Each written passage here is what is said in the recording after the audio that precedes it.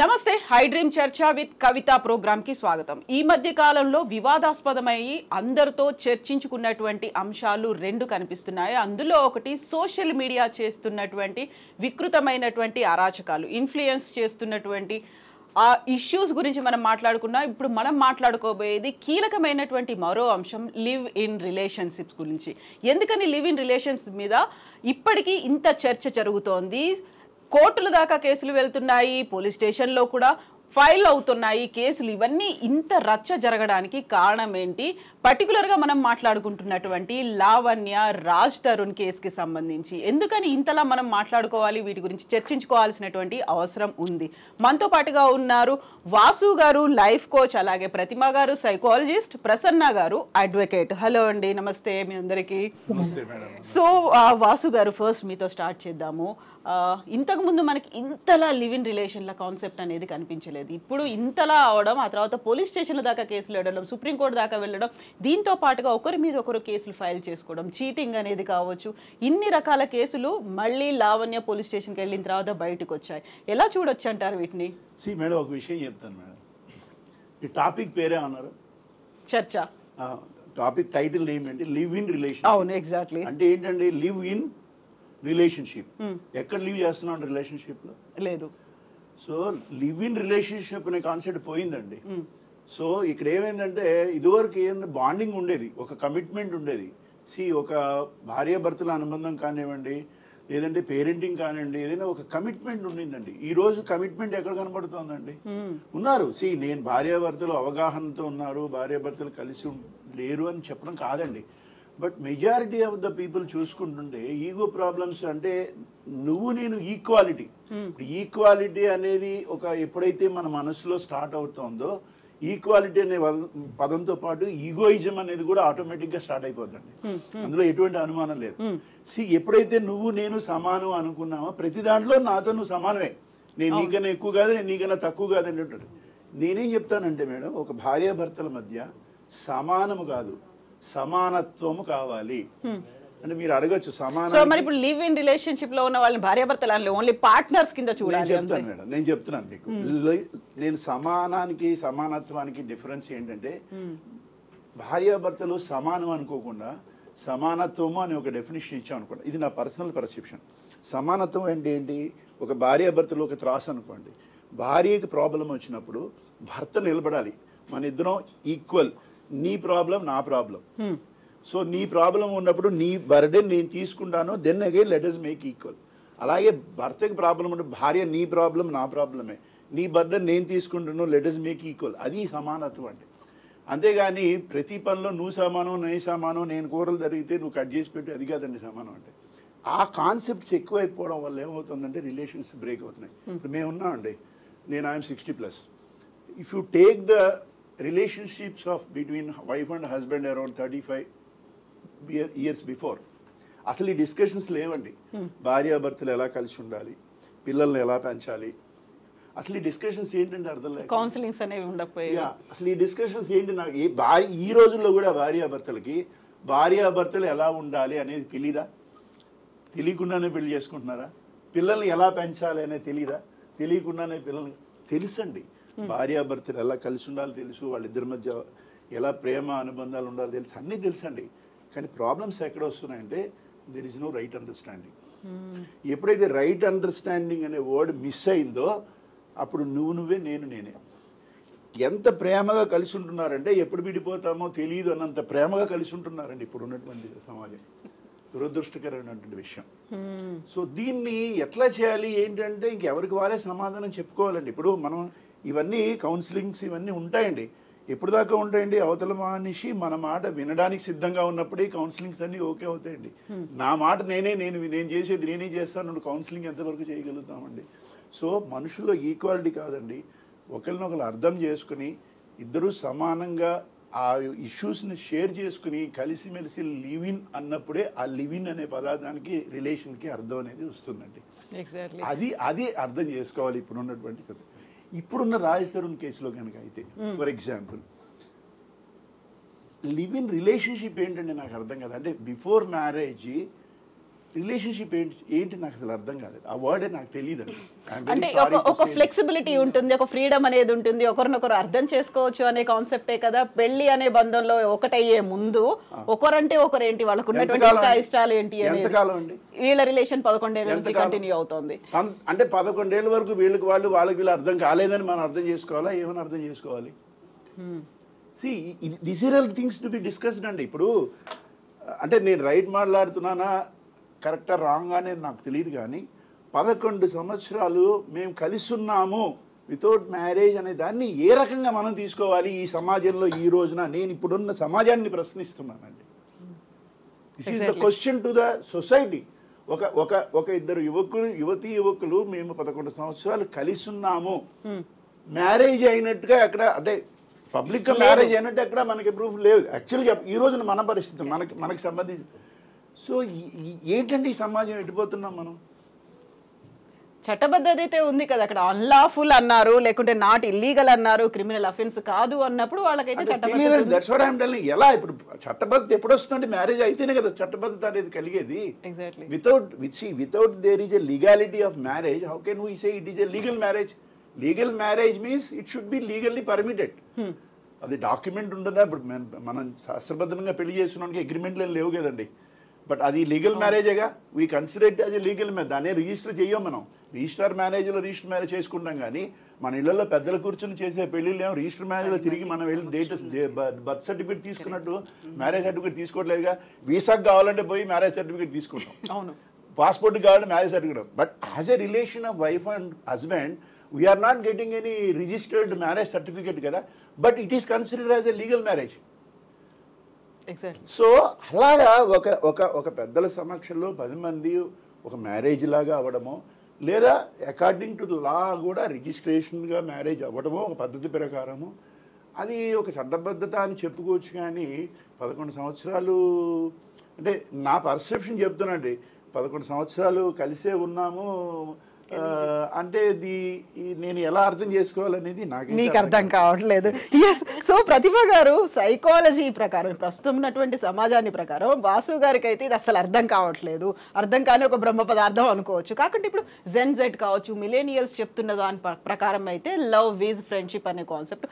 నేను మీకు ఒక చిన్న లెక్క చెప్తాను. ఈ మధ్య కాలంలో జరిగినటువంటి స్టడీ ప్రకారం చూస్తే 1 in every 2 ఇండియన్స్ వాళ్ళు ప్రిఫర్ చేస్తున్నారంట లివ్ ఇన్ రిలేషన్షిప్లో.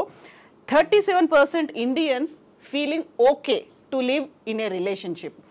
34% are okay అంట, పర్లేదు మా పిల్లలు కూడా లివ్ ఇన్ రిలేషన్లో ఉంటే బెటరే, పర్లేదు అనేది. సో ఇప్పుడు వాసు గారు చెప్పిన దానికి నాకు అసలు అర్థం కావట్లేదు, లేకుంటే సొసైటీ ఎలా మారిపోతుంది, ఇవన్నీ అనుకున్న దానికి ఈ లెక్కలు చూస్తూ ఉంటే ఎలా అనిపిస్తుంది, ఎలా మారిపోయింది సొసైటీ, ఇంత అడ్వాన్స్డ్గా అయిపోయామా? జెన్-జెడ్ కాబట్టి యాక్సెప్ట్ చేయాలనేది వచ్చిందా?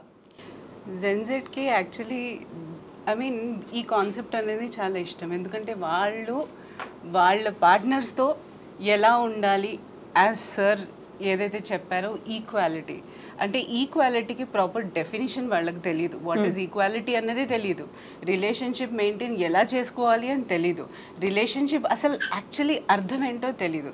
అంటే లివింగ్ రిలేషన్షిప్ని లివ్ ద రిలేషన్షిప్ లాగా చేస్తున్నారు, రైట్?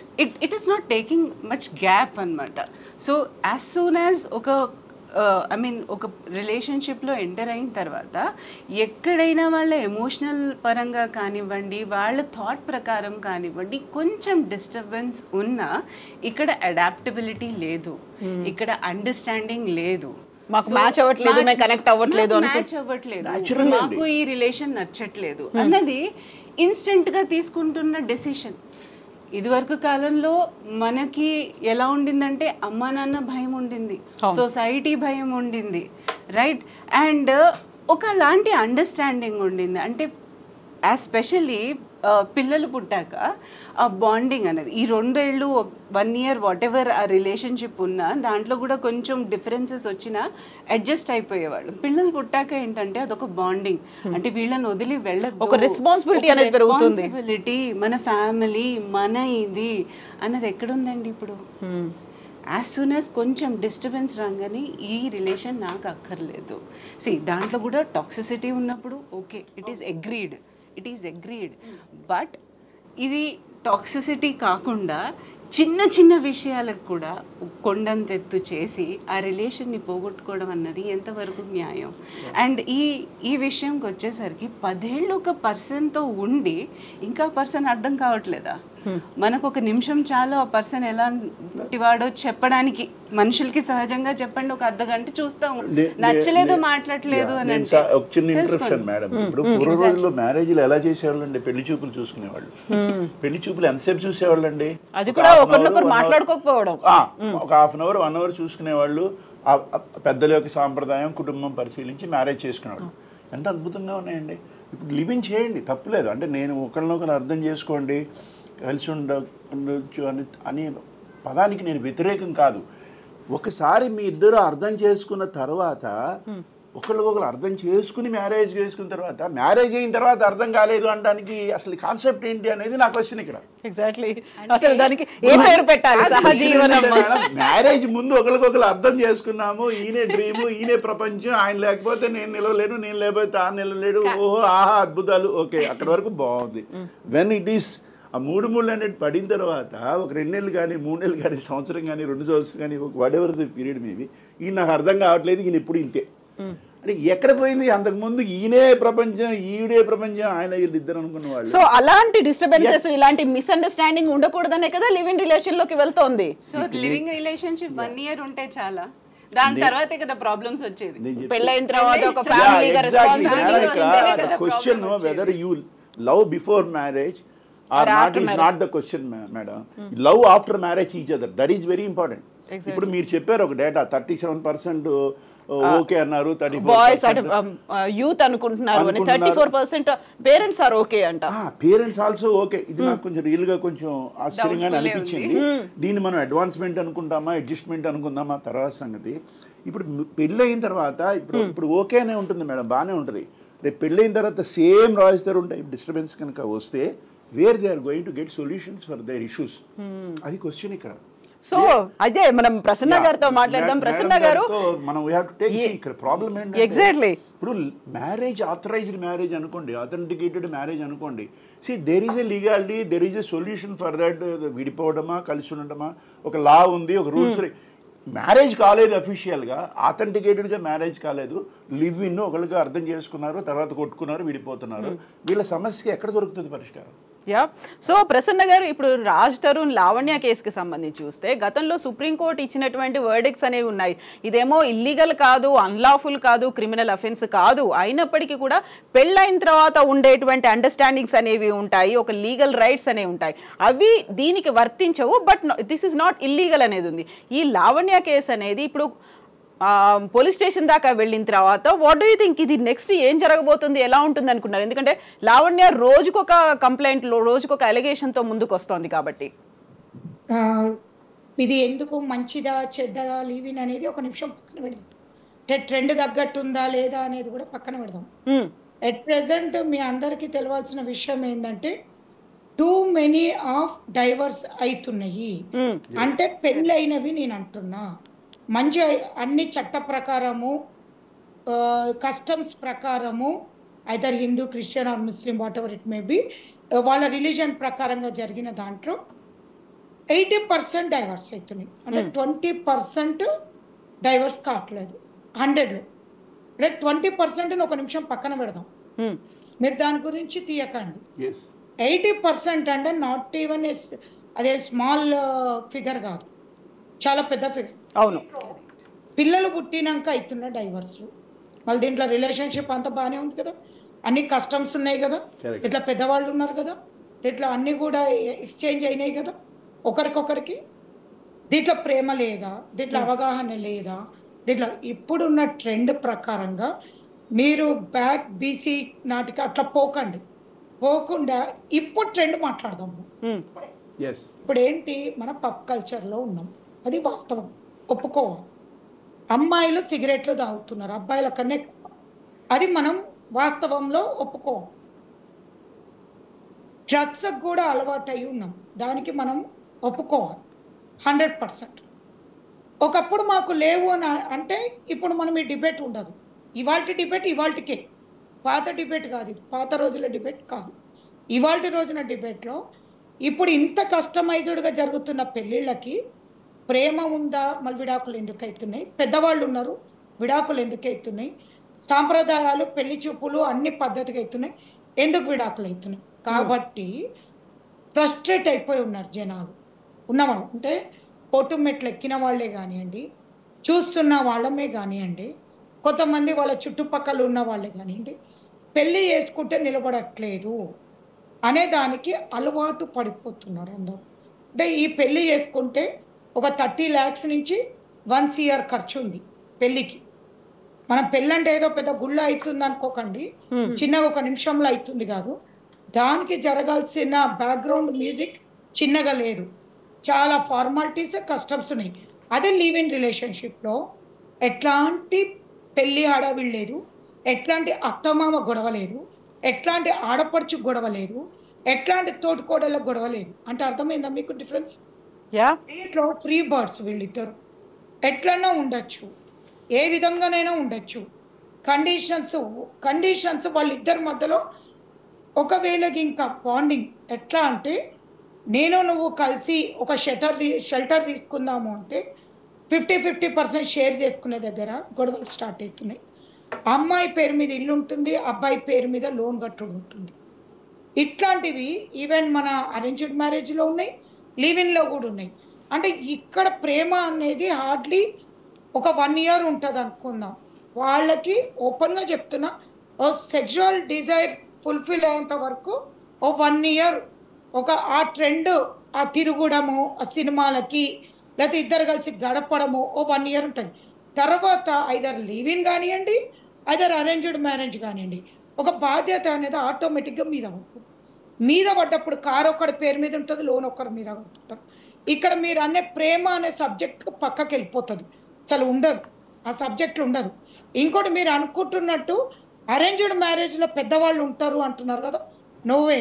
ఎవరైతే సోకాల్డ్ పెద్దవాళ్ళు, పేరెంట్స్ కానివ్వండి, ఇటు పేరెంట్స్ ఐదర్ అటు పేరెంట్స్ కానీ పెళ్ళిళ్ళు చేసినాక వాళ్ళు తూతూ మంత్రం లాగా మాకు మీ ఇద్దరిని సపరేట్గా పెడుతున్నాము, మీరు మా జోలికి రాకండి, మీ విషయాలలో మమ్మల్ని తేకండి అంటే ఇక్కడ మీకు డిఫరెన్స్ ఏం కనిపిస్తుంది? మా అంటే ఈ సెషన్లో పేరెంట్స్ ఉన్నారు, ఆ సెషన్లో పేరెంట్స్ లేరు, అంతే తప్పించి లీవ్ ఇన్లో దీంట్లో డిఫరెన్స్ ఏం లేదు. నెక్స్ట్ స్టేజ్కి వద్దాం. నెక్స్ట్ స్టేజ్కి వచ్చినప్పుడు దీంట్లో పిల్లల్ని కంటున్నారు, దాంట్లో పిల్లల్ని కనాడాలంటే ఇద్దరం ఒక కండిషన్ తీసుకోవాలి. ఏమంటే నేను పిల్లల్ని కంటాను, లిజిటిమేటే, ఇది లీగల్లీ వ్యాలిడ్, పిల్లల్ని అన్నది లీగల్లీ వ్యాలిడ్, వాళ్ళకి ప్రాపర్టీలు కూడా ఈక్వల్గా వస్తాయి. ఐదర్ అరేంజ్డ్ మ్యారేజ్లోనైనా వస్తాయి, లవ్ మ్యారేజ్లోనైనా, లీవ్ ఇన్లోనైనా పిల్లల్ని వాళ్ళకు వస్తుంది. కాబట్టి దీన్ని బట్టి మనం అర్థం చేసుకోవాలి ఏంటంటే, మీరు ఏమనుకుంటున్నారు, పుస్తల తాడు కట్టి 7 అడుగులు నడుస్తేనే మన హిందూ ప్రకారంగానో, లేకపోతే చర్చకు పోయి ఫాదర్ ఉంటేనే చేస్తేనే పెళ్ళి అని మనం ఒక సెట్ అయినాం. మనం మన జూలై నుంచి చూస్తే మన చట్టాలు కూడా మారినాయి. గమనిస్తే జూలై నుంచి ఇప్పుడు కొత్త లా వచ్చింది, ఎవిడెన్స్ యాక్ట్ మారింది, ఐపీసీ మారింది, ఇప్పుడు భారతీయ న్యాయ సంహిత వచ్చింది.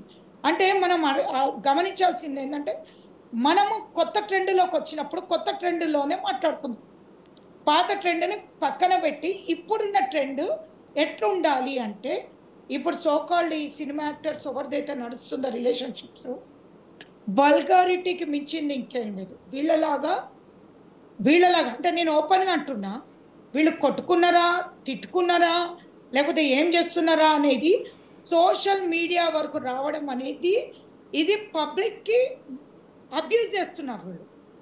ఎగ్జాక్ట్లీ. వాళ్ళ ఆడియో రికార్డ్స్ కావచ్చు, వాళ్ళ ఫోటోలు కావచ్చు, వాళ్ళ పర్సనల్ ప్రైవేట్ లైఫ్ లో ఉన్నటువంటి ఫోటోలు, వీటన్నిటిని లీక్ చేసి కావాలని బయటికి వచ్చిన తర్వాత జరుగుతున్నటువంటి రచ్చ, ఫస్ట్ వాళ్ళకు ఉన్నటువంటి ప్రైవసీ పోతోంది, ఆ తర్వాత వాళ్ళ మధ్యలో ఉన్నటువంటి బాండ్, లేకుంటే వాళ్ళు అంతకుముందు చేసుకున్న ప్రామిసెస్, వీటన్నిటి గురించి వచ్చి బయట మాట్లాడుకోవడం, అలిగేషన్స్ అనేవి ఎక్కువైపోతున్నాయి. కాబట్టి ఎలిగేషన్ లో కూడా మీరు గమనిస్తే మనం చూసేదంటే ఆన్ స్క్రీన్ ఒక 10 నిమిషాలే, ఆఫ్ స్క్రీన్ వాళ్ళిద్దరి మధ్యలో జరిగింది మనకు ఎవరికి నాలెడ్జ్ ఉండదు. అవును. కాబట్టి ఆఫ్ స్క్రీన్ జరిగిన దాని మీద మీరు కానీ నేను కానీ మాట్లాడలేము, ఎందుకంటే ఎవరి సైడ్ కూర్చుంటే వాళ్ళదే కరెక్ట్ ఉంటారు. కాబట్టి నేను ఒక్కటేమంటే, ఫస్ట్ నేను అంటున్న మాట చెప్తున్నా, ఆ హీరో కానివ్వండి, ఆ హీరోయిన్లు కానివ్వండి, సోకాల్డ్ ఎవరైతే ఉన్నారో వాళ్ళ పేర్లు నేను తీసుకోదలుచుకోవట్లే. బట్ నేనేం చెప్తున్నా అంటే ఇట్లాంటి ఒక ప్లాట్ఫామ్ని అంటే ఒక రిలేషన్షిప్ని ఇట్లాంటి వాళ్ళు వచ్చి ఇది ఒక చెప్పాలంటే దీంట్లో తప్పు ఉందా లేదా అనే సెకండరీ జరిగిపోతుంది దాని మీద మనం దీని మీద ఇంకా మనము తప్పు ఉంది లేదు అని చర్చించుకోవడం కన్నా ప్రేమ ఉందా లేదా కన్నా జరగబోయే దానికి చెప్పాలంటే పోలీస్ స్టేషన్లో అమ్మాయి వచ్చినప్పుడు ఎఫ్ఐఆర్ తీసుకున్నారు చూసారా పోలీస్ వాళ్ళు 100% వాళ్ళకి తప్పు. ఇవాళ నేను చెప్తున్నా ఒక అడ్వకేట్ ఎందుకు చెప్తున్నా అంటే ఏ అమ్మాయి పడితే ఆ అమ్మాయి వచ్చి చీటింగ్ కేసు పెట్టి రేప్ కేసు పెట్టి పెళ్ళైన తర్వాత నన్ను చీట్ చేశాడు అంటే అబ్బాయికి లేవని రెప్పిల్లా అమ్మాయికే ఉందని పెడుతుంటే without enquiry without investigation FIR చేసి సుమోటో కింద కేసు బుక్ చేసి అబ్బాయి పరువు తీయడం అనేది ఎంతవరకు కరెక్ట్? మేబీ అబ్బాయి చేశాడా చేయలేదా సెకండరీ. సోషల్ మీడియాకి తీసుకొచ్చి ప్లాట్ఫామ్ మీద పెట్టడానికి మాత్రం ఎట్టి పరిస్థితిలో వీలేదు.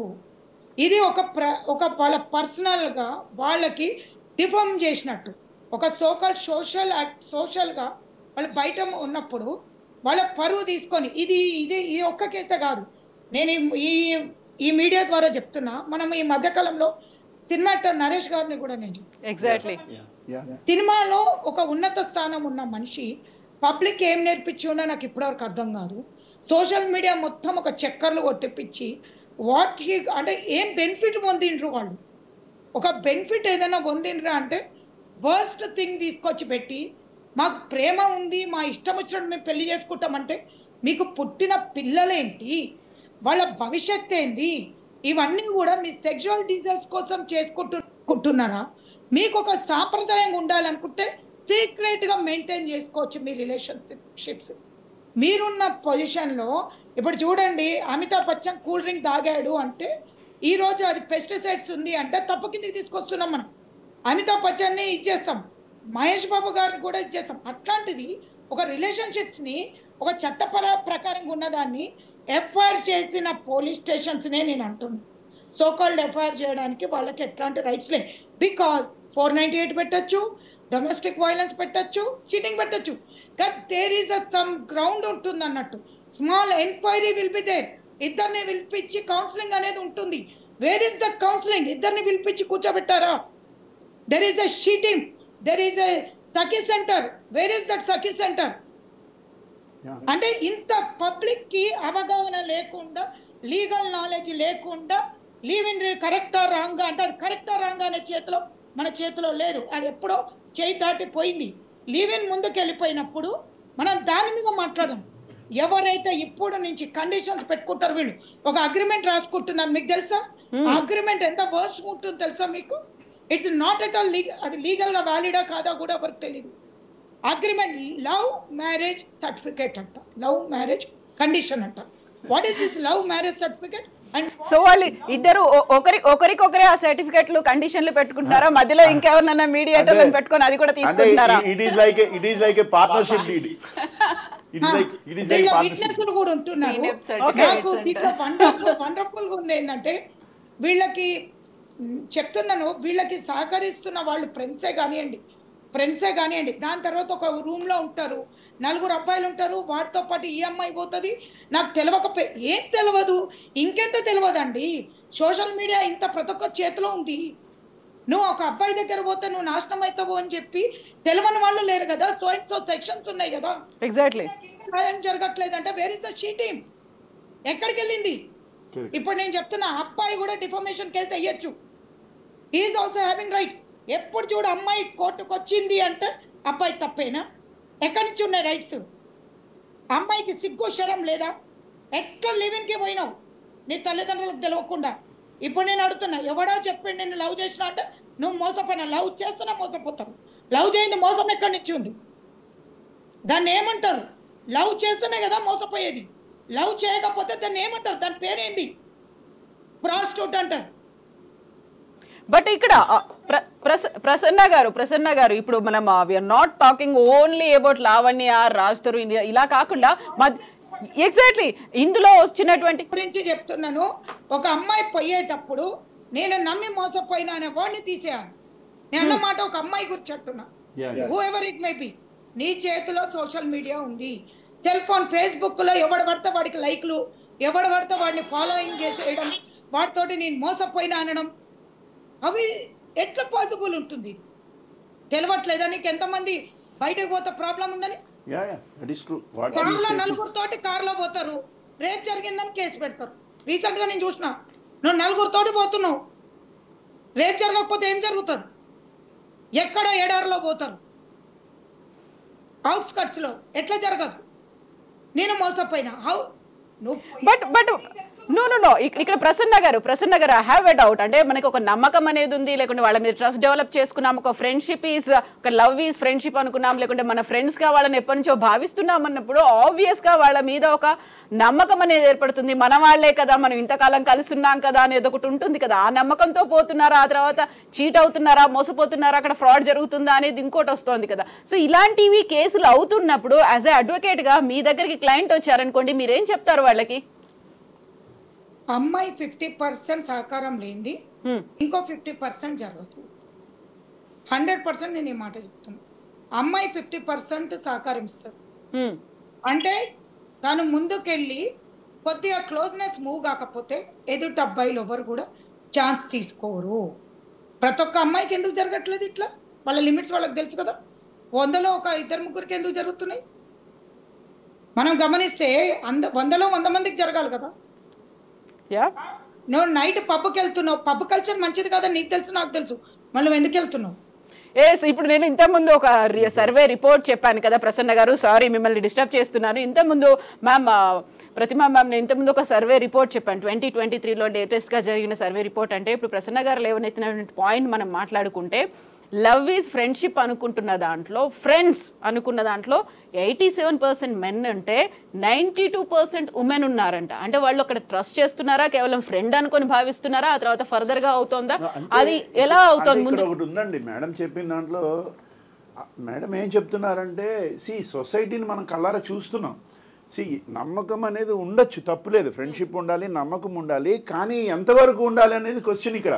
ఇప్పుడు ఒక 4-5తో కలిసి మనం లాంగ్ డిస్టెన్స్ వెళ్తున్నాము అన్నప్పుడు మన జాగ్రత్త అనేది మనకు కంపల్సరీ ఉంటుంది కదా. ఇప్పుడు ఫ్రెండ్షిప్ అనేది ఎంతవరకు ఫ్రెండ్షిప్ అండి? ఇప్పుడు ఒక 10 మంది అంటే 20 మంది 30 మంది కలిసి వెళ్తున్నారంటే అది కొంతవరకు యాక్సెప్టబులే. ఇప్పుడు మీ ఫ్రెండ్షిప్ అని చెప్పేసి, నమ్మకం అని చెప్పేసి ఎక్కడ పెడితే అక్కడ, ఏ టైంలో పెడితే ఆ టైంలో పోవడం వల్ల మనకి నష్టమే జరిగే అవకాశాలు ఎక్కువ ఉంటాయి కదా. అది మరి మేడం చెప్పేది ఏంటంటే, ఎవరికి తెలియదు ఇలా జరుగుతుందని, మనం దాన్ని క్రాస్ లిమిట్ ని ఎందుకు దాటిపోవాలి అని మనకి తెలియదా అని క్వశ్చన్. నమ్మకం కన్నా పిల్లలు ఏంటంటే ఈ పేరెంట్స్ తో చెప్పకుండా చేయడం అనేది ఉంటుంది చూడండి. అది చాలా పేరెంట్స్ కంటే ఎక్కువ ఫ్రెండ్స్ తో డిస్కస్ చేయడం అనేది ఉంటుంది. ఓపెన్ కన్వర్సేషన్ లేకపోవడం, కమ్యూనికేషన్ కంప్లీట్లీ కట్ ఆఫ్ అవ్వడం పేరెంట్స్ తో, ఇది ఒక కారణం ఉంది.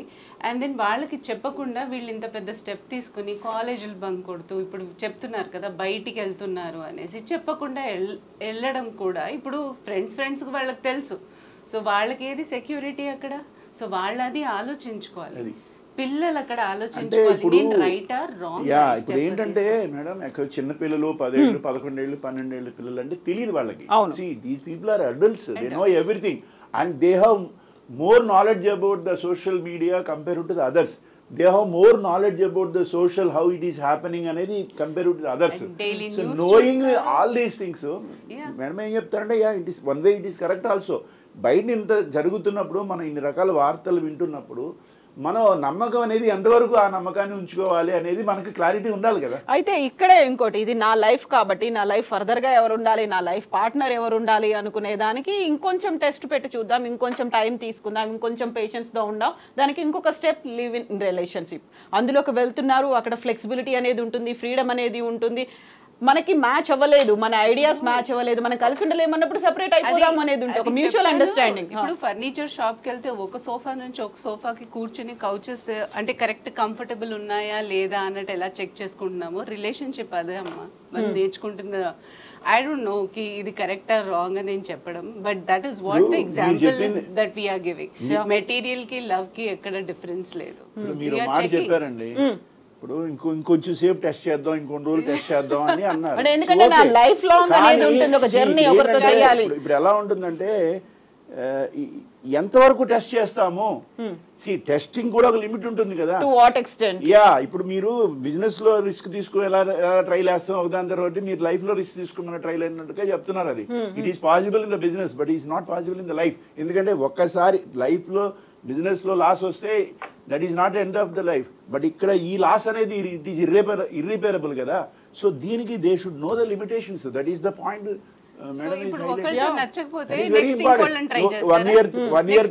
ట్రై చేస్తారా? సో ఇప్పుడు ఈ కేసులో అలాగే అయింది కదా. లావణ్య చేస్తున్నటువంటి అలిగేషన్ కూడా అదే కదా. రాజ్ తరుణ్ అన్ని రోజులు నాతో ఉన్నాడు, అన్నేళ్ల పాటు ఉన్నాడు, నా తర్వాత ఇంకొక అమ్మాయి వచ్చిన తర్వాత హీ స్టార్టెడ్ నెగ్లెక్టింగ్ మీ అని. ఏంటంటే మనం ఇప్పుడు ఎలా తయారవుతున్నా అంటే ఒక టీవీ సెలెక్ట్ చేసుకున్నట్టుగా, అదే ఒక టీవీ సెలెక్ట్ చేసుకున్నట్టుగా, మేడం గారు ఒక ఫర్నిచర్ సెలెక్ట్ చేసుకున్నట్టుగా, ఒక ఇంపార్టెంట్ లగ్జరీ ఐటమ్ సెలెక్ట్ చేసుకున్నట్టుగా, ఒక కార్ సెలెక్ట్ చేస్తున్నట్టుగా వైఫ్ అండ్ హస్బెండ్ సెలెక్ట్ చేసుకుందాం అనే మోడ్ లో ఉంటున్నారేమో అని నాకు ఈ డిస్కషన్ ద్వారా అర్థమవుతుంది. ఎగ్జాక్ట్లీ. సో ప్రసన్న గారు, మేడం మీరే చెప్పాలి మరి. ప్రసన్న గారు ఇప్పుడైతే ఇది క్రిమినల్ అఫెన్స్ కాదు, అన్లాఫుల్ కాదు, ఇల్లీగల్ కూడా కాదు అని సుప్రీంకోర్టు చెప్పిన తర్వాత పెళ్ళైతే వచ్చి అక్కడ డైవర్స్ తీసుకున్న తర్వాత వచ్చేటువంటి కొన్ని బెనిఫిట్స్ అనేవి ఉంటాయి, లీగల్ రైట్స్ ఆబ్లిగేషన్స్ ఉంటాయి, అవి మాత్రం వీళ్ళకి వర్తించవు. ఆ టైంలో ఇప్పుడు లావణ్య లాంటి వాళ్ళు పోలీస్ స్టేషన్ కి వెళ్ళి కేసులు పెడుతున్నారు, లేకుంటే కోర్టు మెట్లు ఎక్కుతున్నారు. ఆ తర్వాత వాళ్ళకి ఎలాంటి జస్టిస్ అనేది వస్తుంది అనుకున్నారు? ఇప్పుడు పర్టికులర్ ఈ కేసులోనే రాజ్ తరుణ్ ఎస్కేప్ అయ్యాడని వినిపిస్తోంది, ఆ తర్వాత అబార్షన్లు అయ్యాయి, ఇవన్నీ వినిపిస్తున్నప్పుడు అటు మెడికో లీగల్ కేసు అవుతుంది. ఇన్ని ఉన్నప్పుడు నెక్స్ట్ ఏం జరుగుతుంది? అసలు మీరు ఏం చేస్తారు ఇలాంటి కేసుల్లో? నా క్వశ్చన్ కూడా అదే మేడం. యాక్చువల్గా sorry for the interruption. Arranged కానివ్వండి, లివ్ ఇన్ కానివ్వండి, లవ్ మ్యారేజ్ కానివ్వండి, అన్ని ఒకటే తీరుగా చూద్దాం. ప్రతి కేసులో అమ్మాయి మోసపోయినా అని చెప్పి కేసు పెడతారు. అవును, ప్రతి కేసులో నన్ను చీట్ చేశారని కేసు పెడతారు. ఒక 1-2 years వరకు ఇది ఒక హంగమ్మ నడుస్తుంటది అన్నట్టు. నేను మోసపోయాను, నన్ను ఇట్లా వాడుకున్నారు, నన్ను అట్టు చేశారు, నాకు ఫైనాన్షియల్ గా లాస్ అయింది, అన్ని విధాలుగా చెప్తారు. ఒక్కసారి అబ్బాయి ఆ అమ్మాయి చేసిన డిమాండ్స్ అంటే ఎవరైనా సరే అండి, ఇది ఈ కేసుకి సంబంధించి కదా, ఎవరైతే ఈ రాజు వీళ్ళది కాదు, జనరల్ గా చెప్తున్నా. ఒక్కసారి అబ్బాయి డబ్బులు ఇచ్చాడు అనుకోండి, సపోజ్ వాళ్ళ డిమాండ్ 1 CR ఉంది, 50 lakhs ఇచ్చారు అనుకోండి, అయిపోతుందా? అంటే అబ్బాయి ఇచ్చేస్తాడు, అయిపోతుంది. అంటే లైఫ్ వచ్చేసింది అన్నట్టు వీళ్ళకి. వీళ్ళ లైఫ్ ఎక్కడైతే స్పాయిల్ అయింది అంటారు చూసిండ్రు, ఈ అమౌంట్ ఇవ్వగానే అన్ని కేసులన్నీ ఇవే ఉన్నాయి. ఏ అమ్మాయి కూడా నా లైఫ్ స్పాయిల్ అయింది, ఇతనికి పనిష్మెంట్ కావాలి, ఇతను జైలుకి పోవాలి అని పెట్టిన ప్రతి ఒక్క అమ్మాయి ఇప్పటివరకు ఏ అబ్బాయిని జైలుకి పంపింది, ఇప్పటివరకు ఏ అబ్బాయిని జైలుకి పంపి, ఇప్పుడున్న ఏదైతే ఉక్రోషం కానీ కోపం ఉండి ఎఫ్ఐఆర్ చేసి వాడిని అంతు చూడాలి, వాడిని జైల్లో పెట్టాలి, వాడిని ఉరికంబం ఎక్కియాలంటారు కదా, వాడికి ఇంకా ₹1 కోటి ఇస్తే అప్పటికప్పుడు క్లీన్ అయిపోతుంది. అంటే నీ ఒక లైఫ్, నీ లైఫ్ ఎంత? 50 లక్షలు ₹1 కోటి అన్నట్టు. అవునా? డబ్బుతోట ముడిపెట్టినరా మీరు? ఎప్పుడైతే ఏ అమ్మాయి అయితే నిజంగా మోసపోతే డబ్బు తీసుకోకుండా వాడిని ఉరికంబం ఎక్కియండి, చూపియండి. ఇప్పటి వరకు ఎందుకు డబ్బులు తీసుకున్నారు? ప్రతి రేప్ కేసులో నేను చెప్తున్నా, ఈ రోజు ప్రతి రేప్ కేసులో విట్నెస్లు అంతా హాస్టల్ అవుతున్నారు. ఎందుకు హాస్టల్ అవుతున్నారు? ప్రతి లవ్ మ్యారేజ్ కేసులో కానివ్వండి, ప్రతి 498 కేసులో కానీ విట్నెస్లు ఎందుకు హాస్టల్ అవుతున్నారు? 498లో లోక్ అదాలత్లో ఎందుకు కాంప్రమైజ్ అవుతున్నాయి? పోలీస్ స్టేషన్ల చుట్టూరా తిరిగిన తర్వాత మీరు కాంప్రమైజ్కి వెళ్ళినట్టే ముందంతా ఉన్న గోల్ అంతా ఏమన్నట్టు చూస్తున్న చుట్టుపక్కల వాళ్ళందరికీ ఓన్లీ మనీనేనా? ఎగ్జాక్ట్లీ. సో పిచ్చోడి చేతిలో రాయిలాగా వాడుకుంటున్నారా? ఎగ్జాక్ట్లీ. సో ప్రసన్న గారు, నాకు డౌట్ ఉంది. ఈ డౌట్ మీదే మనం లావణ్యని స్టూడియోకి రమ్మని పిలిచాము. షీ సెడ్ ఓకే, బట్ ఇప్పుడు ఒకసారి మళ్ళీ ట్రై చేద్దాం. ఎందుకంటే మనం ఈ డిస్కషన్ కంటే ముందు ఉదయం నుంచి తను ట్రాక్ చేస్తున్నప్పుడు షీ సెడ్ నేను వస్తాను, ఇఫ్ నాట్ స్టూడియో నేను జూమ్ కైనా వస్తానంది. ఒక్కసారి మళ్ళీ ట్రై చేసి చూద్దాం. కూడా నేను ఒక్క మాట చెప్తాను, ఆమె రాకముందే నాకు అతను కావాలి అనింది. ఆమె వర్షన్ ఒకటే, వన్స్ కావాలన్నప్పుడు వాడు దుర్మార్గుడైనా వాడి మీద చర్యలు తీసుకోవద్దు. వాడు దుర్మార్గుడైనా సరే, మంచోడు కాకపోతే తాగుబోతు కానీ తిరుగుబోతు కానీ, నువ్వు చెడ్డోడని ఒక పక్క చెప్పుకుంటూ నాకు అతను కావాలి అన్నమాట. నీ స్టేట్మెంట్స్ ఎట్లున్నాయి? చెడ్డోడే కావాలంటున్నావా? సో ఏ రకమైనటువంటి న్యాయం కావాలని లావణ్య పోలీస్ స్టేషన్ కి వెళ్ళింది? సో ఒక్క నిమిషం అండి, నేను మళ్ళీ ట్రై చేస్తున్నాను, నేను మళ్ళీ తనకి ట్రై చేస్తున్నాను. ఈ లోపు నాకు ఒక 2-3 డౌట్స్ ఉన్నాయి మేడం. యాక్చువల్గా ఇప్పుడు ఈ లివ్ ఇన్ సిచ్యుయేషన్లో ఒక్క నిమిషం వాసు గారు, ఒకసారి ట్రై చేస్తున్నాను నేను, చూద్దాము. ఎందుకంటే నేనే కాదు, ఆఫీస్ నుంచి ఇంకొక ఇద్దరు కూడా ట్రై చేస్తున్నారు. ఫస్ట్ తను వస్తా అన్నారు. తన వర్షన్ గురించి యాక్చువల్గా తనకున్నటువంటి కన్సర్న్, మా ఇద్దరి కాల్స్ లీక్ చేస్తున్నారు, లేకుంటే నా మీద ఒక అలిగేషన్స్ అనేవి వేస్తున్నారు, నన్ను డ్రగ్ కేసులో ఇరికించారు, పోలీస్ స్టేషన్లో పెట్టారు, 45 days నేను ఉన్నాను అన్నారు. సో యా, తన వర్షన్ ఏంటో విందాం అనుకున్నాం, but she is not lifting the call. So ఇది అండి ప్రసన్న గారు, తను చేసినటువంటి అలిగేషన్స్ అయితే ఉన్నాయి. 45 days నన్ను డ్రగ్స్ కేసులో ఇరికించారు, జైల్లో పెట్టారు, ఆ టైంలో కూడా నన్ను రాలేదు. ఆ తర్వాత she is having relation with some other girl. ఆ తర్వాత వాళ్ళు నన్ను థ్రెటన్ చేశారు, చంపేస్తే డెడ్ బాడీ కూడా దొరకకుండా చేస్తామన్నారు, అబార్షన్స్ చేంజ్, ఇన్ని అన్న తర్వాత తన వర్షన్ వినాలనుకున్నాము. బట్ సారీ, తను అటెండ్ అవ్వట్లేదు. వాసు గారు, భయపడ్డా అంటుంది కదా, అప్పుడు భయపడ్డా అంటుంది కదా, ఇప్పుడు కూడా చంపేస్తారు కదా అండి, ఇప్పుడు కూడా భయపడాలి కదా. మేబీ అంటే ఇప్పుడు మీడియా సపోర్టో లేకుంటే మనం అందరం మాట్లాడుకుంటున్నాం కాబట్టి తనని ఎక్స్క్లూజివ్ గా కూర్చోబెట్టి ఎవరుంటేంది చంపాలని కూడా మీడియాతో ఏం సంబంధం? ఇక్కడ నాకు ఒక డౌట్ మేడం, యాక్చువల్గా ఓకే వీళ్ళిద్దరు అనేది పక్కన పెట్టేస్తే, ఇప్పుడు లివ్ ఇన్ రిలేషన్షిప్లో అంటే ఈ కొత్త చట్టాలకి మీకు ఎక్కువ అవగాహన ఉంటుంది కాబట్టి, ఇప్పుడు మ్యారేజ్, అరేంజ్డ్ మ్యారేజ్ కానీ లీగలీ రిజిస్టర్డ్ మ్యారేజ్ కానీ అయితే, so there is an authenticity, even courts also have some direction in case of any dispute. ఇప్పుడు ఈ లివ్ ఇన్ రిలేషన్షిప్ సిచ్యుయేషన్లో where there is no authenticity of the marriage, in future ఏదైనా disputes వస్తే how the either courts కానీ out of the court కానీ how we are going to settle the issues అండి. యాక్చువల్గా that is one of my question. And second ఏంటంటే, ఇప్పుడు ఆడపిల్లలు వచ్చి కేసు పెట్టిన సందర్భంలో కూడా అందులో కొంత నిజం కూడా ఉండొచ్చు కదా. అన్ని విక్టిమ్ ఎవరు అనుకున్నప్పుడు కూడా నిజమేంటి అనేది అన్ని ఆడవాళ్ళ వైపు తప్పుండి వస్తున్నారని కూడా లేదు. There are some people harass పొందిన వాళ్ళు కూడా వచ్చిన సందర్భాలు కూడా ఉన్నాయి. సో ఇటువంటి కేసులు బయటకు వచ్చినప్పుడు నిజ నిర్ధారణ అనేది ఎలా, అసలు ఒక కేసు పోలీస్ స్టేషన్ కానీ ఎక్కడికన్నా వచ్చినప్పుడు ఇందులో ఆ అమ్మాయి వాస్తవాలు దాచిపెట్టి చెప్తుందా లేదంటే వాస్తవంగానే తీసుకొస్తా? జస్టిస్ ఈజ్ ఇంపార్టెంట్ ఇక్కడ. జస్టిస్ని ఎట్లా బయటికి తీసుకురావాలి అనేది నా క్వశ్చన్ మేడం. అసలు జస్టిస్ కుదురుతుందా? అది ఫస్ట్ థింగ్ డైవర్స్కి వెళ్ళారు. ఎందుకు అంటే దీంట్లో పెళ్ళే కాలే కాబట్టి there is no point of divorce. పెడితే చీటింగ్ కేసు పెట్టచ్చు, పెడితే 4 డౌరీ హెరాస్మెంట్ డబ్బుల కోసం అన్నట్టు కూడా పెట్టుకోవచ్చు.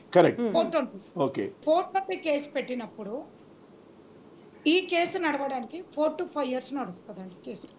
కేసు ఎఫ్ఐఆర్ అవుతుంది కానీ ఎప్పుడైతే 3 to 4 years తర్వాత ట్రయల్ స్టార్ట్ అవుతుందో సేమ్ అమ్మాయి కోర్టు మెట్లెక్కదు విట్నెస్ కింద. ఎవరైతే విక్టిమ్ ఉన్నారో ఆ విక్టిమ్ కోర్టుకు వచ్చి సాక్ష్యం చెప్పాలి. ఎప్పుడు 2 or 3 years ట్రయల్ అయినప్పుడు. కానీ అంత లోపట ఈ లేడీస్ అందరు ఎవరైతే సోకాల్డ్ విక్టిమ్స్ ఉన్నారో ఫైనాన్షియల్ సపోర్ట్ రాగానే కేసు విత్డ్రా చేసుకొని వెళ్ళిపోతున్నారు.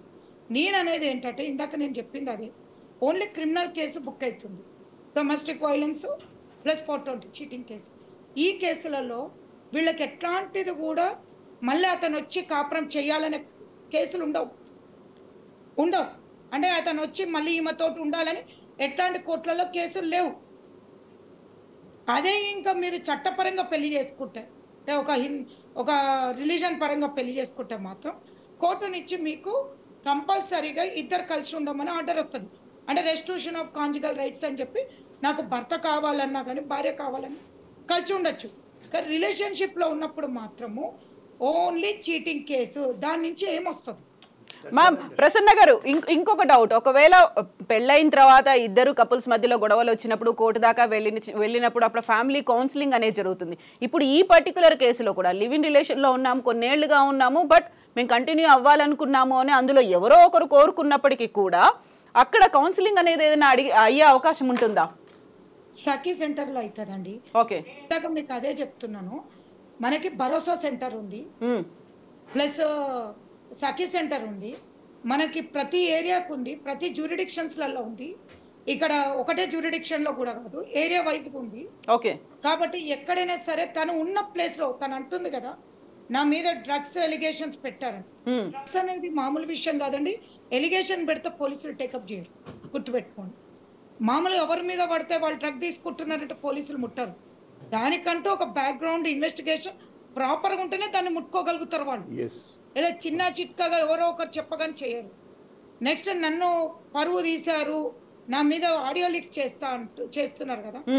ఆడియో లీక్స్ చేస్తున్నది ఇప్పుడున్న చట్ట ప్రకారంగా సైబర్ క్రైమ్ చాలా సీరియస్గా ఉంది. ఇప్పుడు జూలై నుంచి దాన్ని తను వెళ్ళి సైబర్ క్రైమ్ లో కేసు పెట్టుకోవచ్చు, తనకుంది, అది కూడా లా ప్రకారంగా ఉంది. రెండోది నేను అంటున్నాను, ఏదైనా రిలేషన్షిప్ కానివ్వండి, ఐదర్ అరేంజ్డ్ మ్యారేజ్ కానివ్వండి, లివ్ ఇన్ కానివ్వండి, ఏదైనా ప్రతి గొడవ ఫోన్లోనే ఎండ్ అవుతుందండి. అవును, ఫోన్ అన్ని స్మార్ట్ ఫోన్లోనే వీడియోలు ఉంటున్నాయి, రికార్డింగ్స్ ఉన్నాయి, ఫోటోలు ఉంటున్నాయి. చెప్తున్నాను, ఆ సంసారాలు కూడా ఫోన్లోనే చేస్తున్నారు. అంటే ఇంత వర్స్ట్ సిచ్యువేషన్ ఏంటంటే ఆ లవ్ కన్వర్సేషన్ ఫోన్లోనే, ఎదురుగా మాట్లాడుకున్నది లేదు. ఎప్పుడైనా గుర్తుపెట్టుకోండి, నేను రికార్డింగ్ మీ వాయిస్ చేస్తున్నా అంటే నేను జాగ్రత్తగా ఉంటా, నేను జాగ్రత్తగా ఉంటా. ఫ్యూచర్ పర్పస్ మీరు మాట్లాడుతుంటారు అంటే దీన్ని బట్టి మనం అర్థం చేసుకోవాలి ఏంటంటే రికార్డింగ్ జరుగుతుంది అనేది మనకు తెలిసినప్పుడు ప్రతి ఒక్కరికి తెలుసు. మనం పెట్టే ప్రతి చాట్ కానివ్వండి, ప్రతి కన్వర్జేషన్ సోషల్ మీడియా సైబర్ మొత్తం రికార్డు సేవ్ అయి ఉంటుంది. అది కూడా ఎప్పటికప్పుడు మనకి పోలీసు వాళ్ళు చెప్తూనే ఉన్నారు.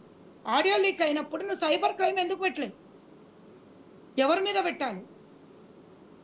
ఇంకోటి సోకాల్డ్ సపోజ్ ఎగ్జాంపుల్ చెప్తున్నా, యూట్యూబ్లో కానీ దేంట్లోనైనా ఏదైనా ఆడియో లీక్ అయింది అన్నప్పుడు బయటకు వచ్చినప్పుడు ఈవెన్ వాళ్ళకు కూడా రైట్స్ లేవు, యూట్యూబ్ వాళ్ళకు కూడా దాన్ని బయట పెట్టడానికి రైట్స్ లేవు వితౌట్ పర్మిషన్. అంటే వాళ్ళ మీద కూడా మీరు చట్టరీత్యా కేసు పెట్టుకోవచ్చు. ఇన్ని లా ప్రకారంగా అన్ని ఉన్నాయండి. దీని ఏదైతే ఉందో స్టాండ్ ఉంటుందా మీరే తెలుసుకోండి. 100% నేను చెప్తున్నా స్టాండ్ ఉండదు. ఓకే, ఉండదు. సో ఇంత గ్యారంటీ ఎందుకు ఇస్తున్నా అంటే చిన్న చిన్న పిల్లల రేపులు జరుగుతున్నాయండి, దాంట్లో కూడా తల్లిదండ్రులు అమ్ముడుపోతుంటే ఒక అడ్వకేట్కి కానివ్వండి, ఒక మహిళకు కానివ్వండి, తట్టుకోలేని బాధ అవుతుంది. ఏంటంటే తల్లిదండ్రులు అమ్ముడుపోతున్నారు.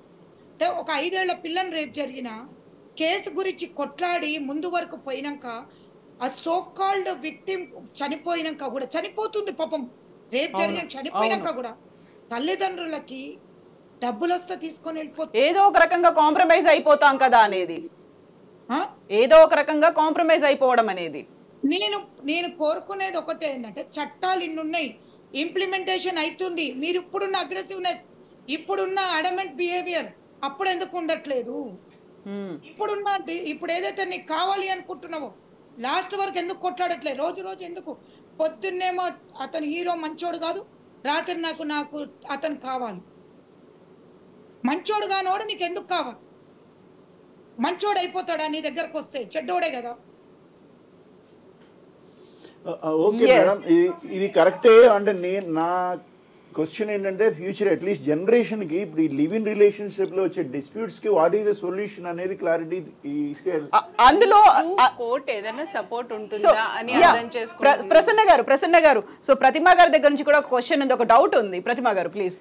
సో నేనేమంటున్నానంటే త్రూ కోర్ట్ వాళ్ళకి ఏమైనా సపోర్ట్ దొరుకుతుందా? బికాస్ ఇదేమి అఫ్ కోర్స్ ఇది ఒఫెన్సివ్ కాదు, క్రిమినల్ కాదు అని చెప్పి సుప్రీం కోర్ట్ చెప్పేసింది. సో ఇప్పుడు కోర్ట్ ఏమైనా సపోర్ట్ ఇస్తుందా ఇలాంటి రిలేషన్షిప్ కి? ఇప్పుడు ఒకళ్ళు ప్రేమించిన తర్వాత ఇప్పుడు 10 ఏళ్ళు ఉన్నారు, 5 ఏళ్ళు ఉన్నారు, 2 ఏళ్ళు ఉన్నారు. సో ఒకళ్ళు ప్రేమించవచ్చు, ఒకళ్ళు ప్రేమించకపోవచ్చు. సో ఒకళ్ళు ఒప్పుకోవచ్చు రిలేషన్ ని, ఒకళ్ళు ఒప్పుకోకపోవచ్చు.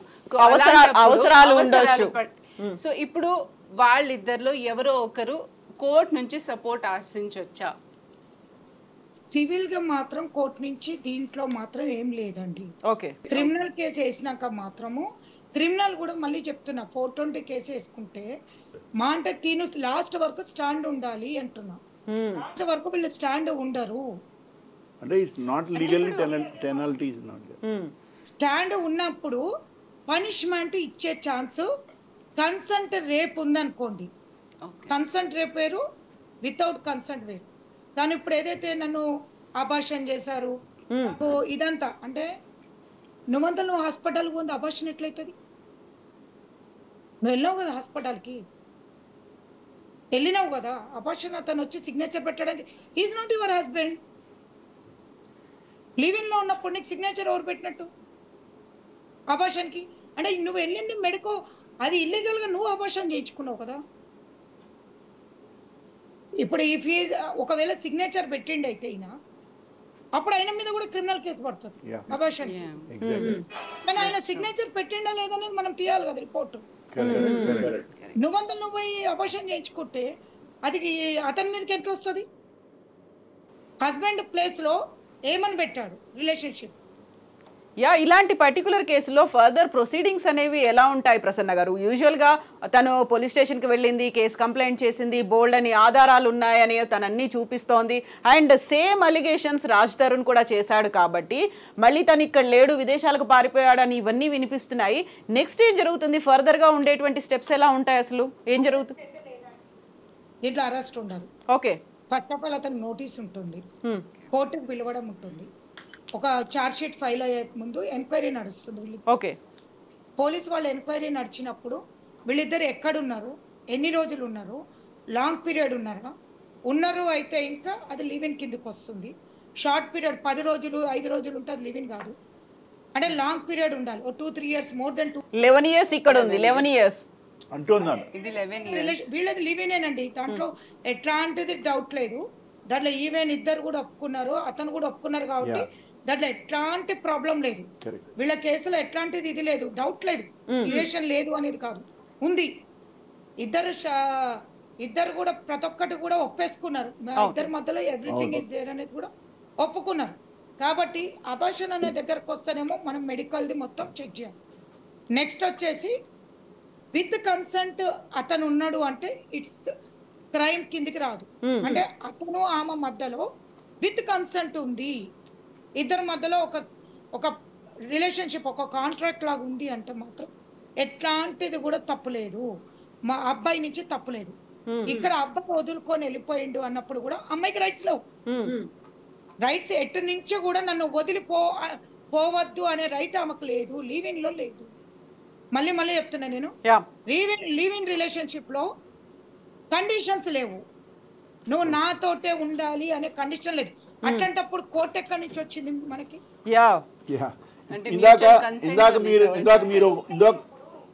ఇందాక మీరు ఒక మాట చెప్పారు మేడం, అగ్రిమెంట్ రాయించుకుంటున్నారని. ఆ అగ్రిమెంట్ ఉన్నప్పుడు ఏమైనా లీగాలిటీ వస్తుందా? అగ్రిమెంట్ రాసుకుంటున్నారండి బాండ్ పేపర్ మీద. అప్పుడేమైనా లీగాలిటీ ఉంటుందా? కోర్టు కేసు వెళ్ళినప్పుడు ఎవరికి సపోర్ట్ ఉంటుంది, ఎవరికి మద్దతుగా ఉంటుంది? కోర్టు కేసు కిందికి పడుతుంది అంటున్నా, కానీ మీకు ఎట్లాంటి రిలీఫ్స్ రావు అంటున్నా. అంటే ఏంటంటే మనకు అరేంజ్డ్ మ్యారేజ్ లో నెంబర్ ఆఫ్ రిలీఫ్స్ వస్తాయి. షెల్టర్ వస్తుంది, exactly that's what my question. Accommodation వస్తుంది, మెయింటెనెన్స్ వస్తుంది, అవును, మనకి ప్రాపర్టీలో షేర్ వస్తుంది, అవును అన్నట్టు మనకి అథెంటికేటెడ్ మ్యారేజ్ లో. కానీ వీళ్ళకున్న దాంట్లో యాజ్ పర్ కండిషన్స్ ఉంటుంది అన్నట్టు. సో ఈ పాయింట్ ని దీని మీద వీళ్ళు కోర్టుకు పోయి పెళ్ళే కానప్పుడు నీకు వెడ్డింగ్ కార్డే లేనప్పుడు, నీ మెళ్ళో పుస్తకాలు తాడే పడినప్పుడు, ఒక సర్టిఫికెటే లేనప్పుడు నువ్వు కోర్టు నుంచి ఏం రిలీఫ్ తీసుకుంటావు?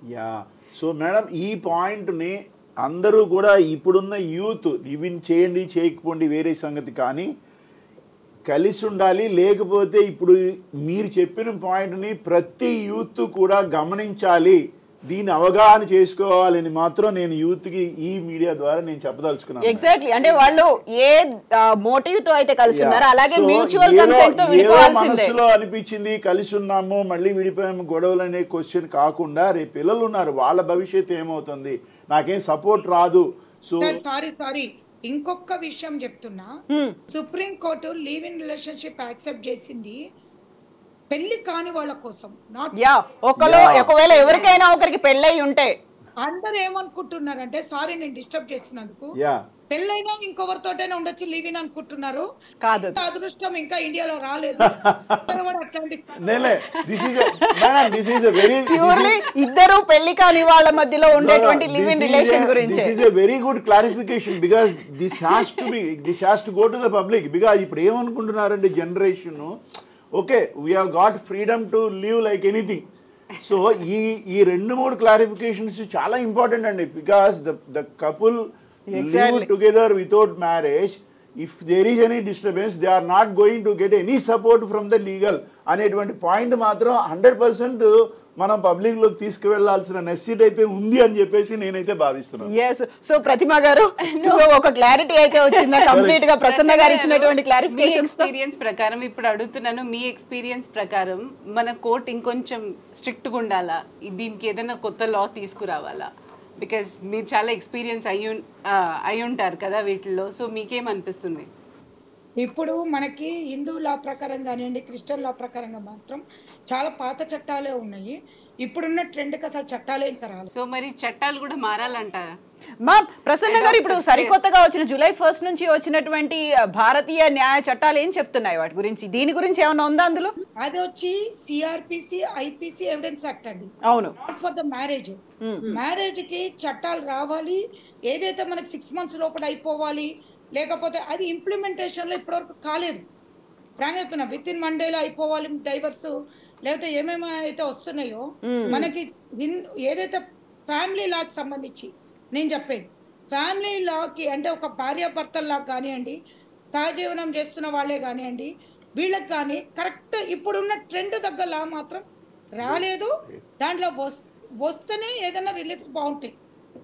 ఇప్పుడున్న లా ప్రకారం ఏంటంటే ఐపీసీ సెక్షన్స్ కానివ్వండి, మనకి క్రిమినల్ ప్రొసీజర్ అంటే కంప్లీట్ లైక్ మీకు ఎగ్జాంపుల్ ఏంటంటే మర్డర్ కేసులు కానివ్వండి, థెఫ్ట్ కేసులు కానివ్వండి, క్రైమ్ కి సంబంధించిన వాటిలలో వచ్చింది.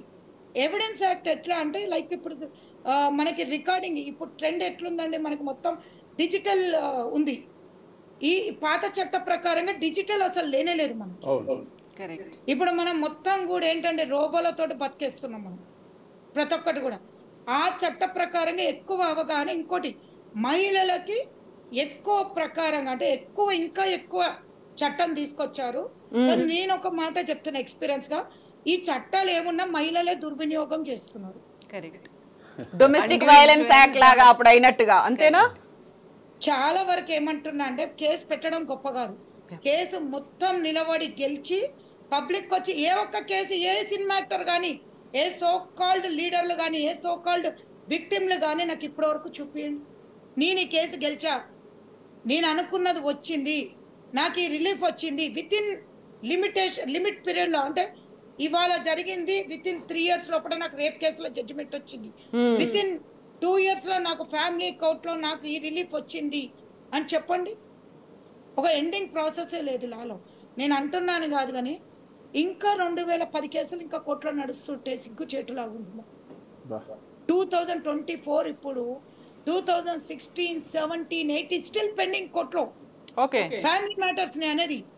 అమ్మాయి కావాలన్నా అబ్బాయి కావద్దు అనుకున్నా ఎవరు వద్దనుకున్నా అక్కడ జెన్యూన్ గా అంటే లీగల్లీ వ్యాలిడ్ మ్యారేజ్ లకి దిక్కు లేవు. ఈ లివింగ్ రిలేషన్షిప్ కి దిక్కు ఎక్కడి నుంచి వచ్చింది? వండర్ఫుల్. కరెక్ట్ అండి, అబ్సల్యూట్లీ. సో ఈ పాయింట్స్ అన్ని కూడా ఇప్పుడున్న యూత్ దయచేసి అర్థం చేసుకోవాలి. లివ్ ఇన్ ఆఫ్టర్ లీవా బిఫోర్ లీవా అనేది పక్కన కలిసి ఉండాలి.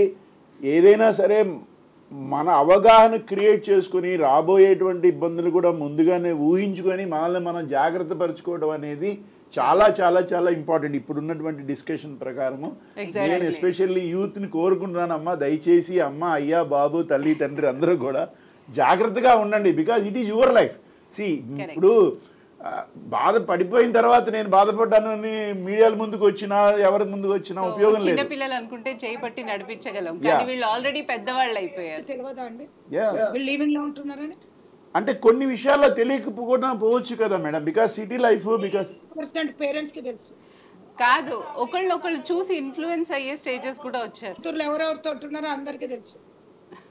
అంటే నేను కొంతవరకు తెలియకుండా ఉండే అవకాశాలు కూడా ఉండయేమో నేను అనుకున్నాను మేడం నా అవగాహనలో.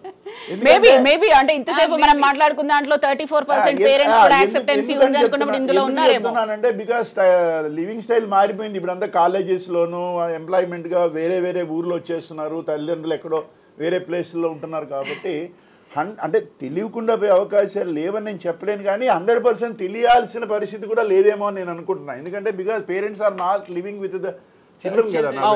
సో వాళ్ళకు ఉండే కెరీర్ కావచ్చు, పాసిబిలిటీ ఉంది. 100% రూల్ అవుట్ చేయలేము. బట్ ఆఫ్ కోర్స్ ఇక్కడ మెయిన్ ఇంపార్టెంట్ క్వశ్చన్ అంటే whether we are living with the parents are not living the parents. Life is mine, జీవితం అనేది నాది. ఒకటి చెప్తున్నాను, ఒక కల్చర్ కి మన వాళ్ళు తొందరగా అంటే వెస్టర్న్ కల్చర్ కి చాలా ఇష్టపడతాం మనం, తొందరగా అడాప్ట్ చేసుకుంటాం, Culture కి చాలా ఇష్టపడతాం.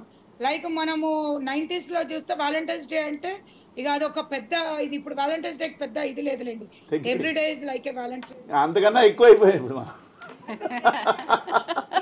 నేను చెప్పాల్సింది ఏంటంటే పెళ్లి అనే కాన్సెప్ట్ తోటి లేకపోతే లీవ్ ఇన్ కాన్సెప్ట్ తోటి నెక్స్ట్ జనరేషన్ పిల్లలు ఎవరైతే పుట్టిన పిల్లలు ఉన్నారో సింగిల్ పేరెంట్స్ తోటి బతుకుతున్నారు. ఆల్రెడీ ఆ ట్రెండ్ వచ్చింది. మన సొసైటీ ఆల్రెడీ సగం స్పాయిల్ అయిపోయింది. ఇంకా పెద్ద స్పాయిల్ అయ్యేది ఏముందో నాకైతే కనిపించలేదు. ఇంతకు మించి చూడాల్సింది ఇంకేం లేవు, అంతేనా? ఇంకోటి సరికొత్తగా టెక్నాలజీ వచ్చింది కాబట్టి ఇంతకు మించి ఇంకేమైనా కనిపించవచ్చేమో. అయితే థ్యాంక్ యూ ప్రసన్న గారు ఫర్ ద ఇన్సైట్స్ అండి, మీరు ఇచ్చినటువంటి వాల్యుబుల్ ఇన్సైట్స్ అనేవి ఉన్నాయి. అయితే చివరిలో మళ్ళీ ఒకసారి నేను లావణ్య గారికి ట్రై చేస్తాను, బికాస్ మీరు అడిగిన వాటన్నిటికీ తన ఆన్సర్ చెప్తుందా లేకుంటే ఏంటి అనేది మళ్ళీ ఇంకొక ట్రయల్. కానీ నాకు no, she said she will come, she will join, అందుకనన్నే.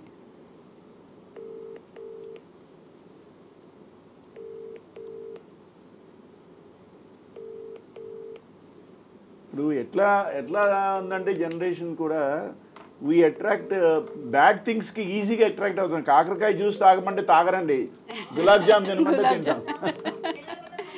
Very much. అదే ఏదో చిన్న గొడవ కానీ ఇదంతా మన అంటే మన జనరేషన్ తోటి ఇప్పుడు పోల్చకండి. ఇప్పుడు they are very much matured. 100% undoubtedly, అందులో డౌటే లేదు. అంటే నేనేం చెప్తున్నానంటే మేడం, చెడు అనేది ఈజీగా అట్రాక్ట్ అవుతాం అంటున్నాను నేను. ఇప్పుడు కాకరకాయ రసం గులాబ్ జామ్ పెడితే కాకరకాయ రసం ఎవరు తాగరు, గులాబ్ జామే తింటారు. నో, హెల్త్ కన్సర్న్ పెరిగింది కాబట్టి కాకరకాయ జ్యూస్ తాగే వాళ్ళు కూడా నెంబర్ పెరుగుతోందండి. సో ప్రసన్న గారు థ్యాంక్ యూ సో మచ్ అండి, వాసు గారు, ప్రతిమ గారు థ్యాంక్ యూ సో మచ్ అండి for your valuable suggestions and inputs. yes అండి, thank you so much. This is Kavitha signing off.